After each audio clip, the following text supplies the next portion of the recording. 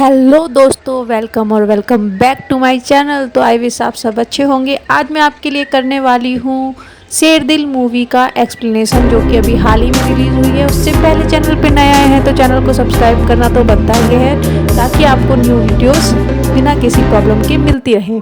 तो चलिए मूवी का एक्सप्लेनेशन शुरू करते हैं। तो मिलिए गंगाराम जी से, जो कि एक सरकारी कार्यालय में बैठे हुए हैं। अपने गांव के लिए कुछ योजनाएं चाहते हैं, इसके लिए वो इस सरकारी कार्यालय में आए हैं, क्योंकि इनके गांव में भूखमरी और फसल नष्ट हो जाने की वजह से बहुत लोग आत्महत्या कर रहे हैं। इस वजह से ये चाहते हैं कि इनके गांव में थोड़ी सरकारी सुविधाएं और सरकारी योजनाएं लाई जाएं। तो उसके लिए इससे रिक्वेस्ट कर रहे हैं इस सरकारी ऑफिसर से। तो ये सरकारी ऑफिसर उनको टालम टोल कर रहा है एक तरीके से, कि सरकारी योजनाएं कोई मंदिर का प्रसाद नहीं होती जो मैं आपको उठाकर आपके हाथ में रख दूं। इसके लिए आपको लेटर लाने पड़ेंगे, सिग्नेचर करा के लाने पड़ेंगे वन विभाग के। मतलब इस तरीके से वो उनको टाल रहा होता है। तो गंगाराम जी एंड में समझ ही जाते हैं कि यहाँ कुछ भी नहीं होने वाला है, ये सिर्फ टालने की बातें कर रहे हैं। तो यहाँ से नाउम्मीद होकर वो बाहर जाने लगते हैं।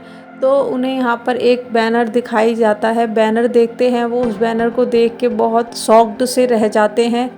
वो उनके दिमाग में ये बातें भी घूम रही होती हैं कि वे गांव जाकर क्या जवाब देंगे अपने लोगों को, क्योंकि वे गांव के सरपंच होते हैं। तो वो वहाँ पर सोचने लगते हैं कि अगर मैं कोई भी योजना नहीं लेके गया तो गांव के लोगों को मुझसे बहुत ज़्यादा उम्मीद है, फिर मेरे गांव का क्या होगा। एक तरीके से मान सकते हैं हम काफ़ी भोले भाले इंसान हैं गंगाराम जी, और एक सच्चे नेता भी हैं। फिर वो घर पहुंचते हैं। घर में हमें दिखाई जाती है इनकी बीवी लाजो और उनके 2 बच्चे और उनकी एक बूढ़ी माँ। तो गंगाराम जी अपनी बीवी लाजो को बताते हैं कि वो गए थे सरकारी योजना के लिए। तो उनको वहाँ शहर में 7 दिन इसलिए लग गए क्योंकि उनको खून की उल्टी होने लगी थी। उन्होंने चेकअप कराया तो पता चला कि उनको कैंसर है, वो भी लास्ट स्टेज पे। तो वो 3 महीने से ज़्यादा नहीं बचने वाले हैं। ये सुनकर उनका पूरा परिवार शॉक्ड रह जाता है। उनको इस चीज़ का बहुत दुख होता है। तो वो बताते हैं कि मैंने कई जगह चेकअप करा लिया है। उनका एक दोस्त रहता था शहर में, वो उसके पास से ही चेकअप करा के आए हैं और वहीं पर गए थे। तो इस चीज़ पर सब हैरान हो जाते हैं। उनकी माँ भी बहुत दुखी होती है, लाजो भी बहुत दुखी होती है। इसके बाद अगले दिन गंगाराम जी सभी लोगों को, गांव के लोगों को बुलाते हैं और उनको बताते हैं कि उन्होंने 7 दिन तक पूरी कोशिश की, जगह जगह उन्होंने चक्कर लगाए सरकारी ऑफिसों के, पर उन्हें कहीं भी सफलता नहीं मिली। कोई भी योजना हमें देने को तैयार नहीं है। तो इसलिए उन्हें सिर्फ एक ऐसी योजना दिखाई दी जो थोड़ी मुश्किल है, पर हो सकता है उससे उन्हें योजना का फ़ायदा मिले और गरीबी दूर की जा सके। तब उनको वो बैनर याद आता है, जब वो सरकारी कार्यालय से बाहर निकल रहे थे तब उन्होंने देखा था, यदि कोई किसान खेत में काम करते हुए मारा जाता है शेर के या बाघ के हाथों, तो फिर उसको 10 लाख का मुआवजा मिलेगा। ये स्कीम वो बताते हैं। तो गांव वाले बोलते हैं कि तुम पागल हो गए हो क्या, बाघ से अपने आप को मरवाने या खुद खुशी करने कौन जाएगा, इतनी दर्दनाक मौत के लिए कौन जाएगा। तब वो बताते हैं कि मुझे कैंसर है, वैसे भी मैं 3 महीने में मर ही जाऊंगा, तो मैं जाऊंगा। ये सारी बातें उनका लड़का सुन लेता है और वो जाकर अपनी माँ को यानी कि लाजो को बता देता है। तो लाजो बहुत बुरी तरीके से गुस्सा हो जाती है, बहुत डांटने लगती है उनको। तो वो समझाते हैं कि वैसे भी मैं 3 महीने में मरने वाला हूँ, और वैसे भी चंद्रशेखर आज़ाद और कितने योद्धाओं ने लड़ाई लड़ी है और वो भी तो शहीद हो गए थे मुझसे भी कम उम्र में। तो लाजो बोलती है क्या उनके 2 बच्चे थे। इस चीज़ पर वो कुछ जवाब नहीं दे पाते। फिर वो अगले दिन लाजो को ले जाते हैं उसी जगह जहाँ वो पहली बार मिले थे, और सब कुछ याद दिलाते हैं कि कैसे वो वहाँ आती थी अपने गाय बकरियों को चराने के लिए, और वो उसको देखते थे और उन्होंने मन बना लिया था कि वो उससे ही शादी करेंगे। तो इस तरीके की इमोशनल बातें करके वो लाजो को कन्विंस कर लेते हैं और अपने गाँव वालों को भी कन्विंस कर लेते हैं। इसके बाद गाँव वाले और लाजो और गंगाराव का परिवार मान जाता है उसको जंगल में जाने देने के लिए। 6-7 दिनों का खाना देकर वो उसको जंगल के लिए रवाना कर देते हैं। गंगाराम बताता है कि जब मुझे शेर दिखाई देगा तो मैं रॉकेट छोड़ दूंगा, तो उससे आप समझ जाना कि शेर ने मुझे शिकार बना लिया है और मेरे अफसोसों को लाकर तुम खेत पर डाल देना, ताकि तुम्हें सरकारी योजना का लाभ मिल सके, जिससे हमारे गांव की गरीबी दूर हो सके। तो आप सोच ही सकते हैं कि गंगाराम कितना सच्चा नेता था और साथ ही निडर भी था, जो अपने गाँव के लिए इतना सोच रहा था। आजकल तो कोई भी नेता इतना नहीं सोचता है।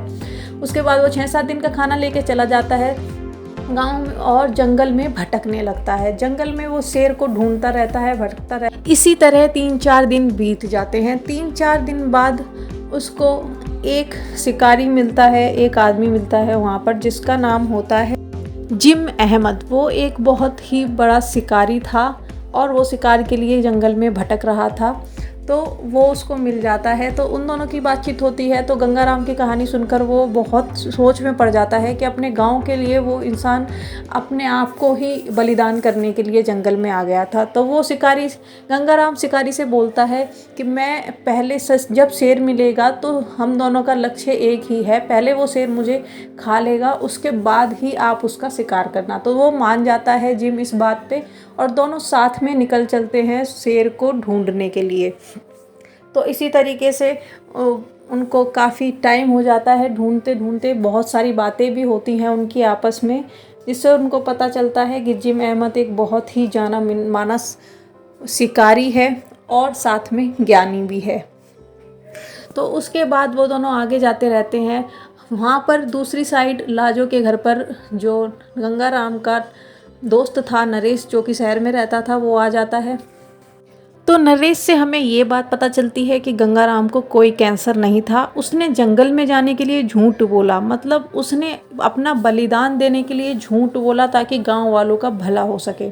ये चीज़ जब गांव वालों को पता चलती है और उसकी बीवी को पता चलती है तो वो बहुत ही ज़्यादा घबरा जाती है। सब लोग मिलकर जाते हैं पुलिस स्टेशन रिपोर्ट लिखवाने के लिए कि गंगाराम खाने की तलाश में जंगल गए थे और अब तक नहीं आए हैं। वहीं दूसरी तरफ पुलिस वालों को ये पता चलता है कि फेमस शिकारी जिम अहमद भी जंगल में है, तो उनका सर्च जो अभियान है वो स्टार्ट हो जाता है।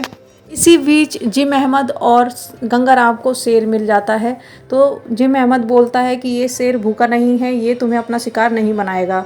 तो गंगाराम उसको शेर को भड़काने लगता है और जिम के आगे आकर खड़ा हो जाता है कि तुम इसको अभी मत मारना, पहले ये मुझे खा ले, उसके बाद मारना।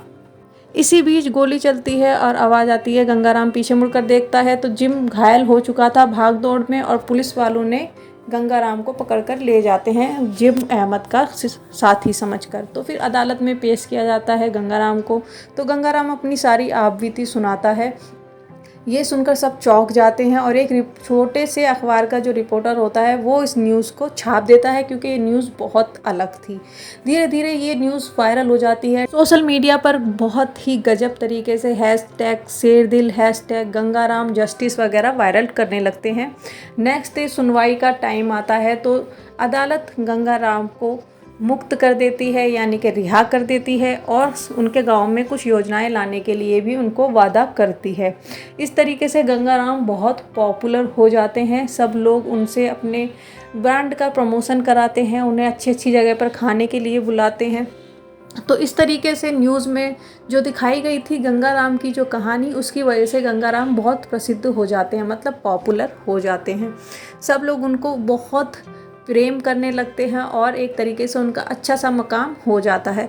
एक दिन हमें दिखाया जाता है कि एक बहुत फेमस बिजनेसमैन उनके पास आया हुआ होता है। वो कहता है कि हम इस जंगल को एक म्यूज़ियम की तरह बना देंगे और हम यहाँ पर बहुत सारे डेवलपमेंट करेंगे। उसकी बातों से गंगाराम बोर हो रहे होते हैं और बाथरूम करने के बहाने नीचे उतर जाते हैं, और बाथरूम करने के लिए वो थोड़ा अंदर चले जाते हैं। थोड़ी देर बाद हमें दिखाया जाता है कि जब वो पीछे मुड़ के देखते हैं तो उनके ऊपर शेर झपट पड़ता है, यानी कि शेर ने उनको खा लिया होगा। शायद ऐसा ही दिखाया गया होगा, उससे ज़्यादा आगे कुछ दिखाया नहीं गया।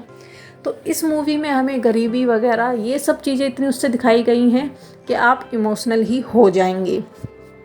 और दूसरी बात ये जो मूवी है एक सच्ची घटना पर आधारित है।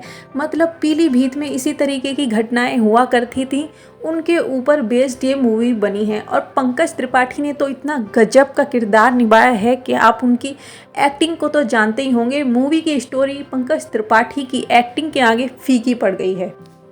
और हमें मूवी के एंड तक ये भी दिखाया जाता है कि जो योजनाएं उनको सरकार ने दावा किया था वो योजनाएं फिर भी उनके गांव तक नहीं पहुंच पाती हैं। और बहुत सारी ऐसी चीज़ें हैं जो आपको इमोशनल हिला कर रख देंगी, जैसे कि पंकज त्रिपाठी ने कहा कि आप हमें भी जानवर बना दीजिए, हमारे लिए भी टिकट लगने लगे तो लोग हमें देखने आए तो इससे कम से कम हमारी भूख तो मिटेगी। तो आप समझ ही सकते हैं कि किस हद तक ये मूवी रही होगी।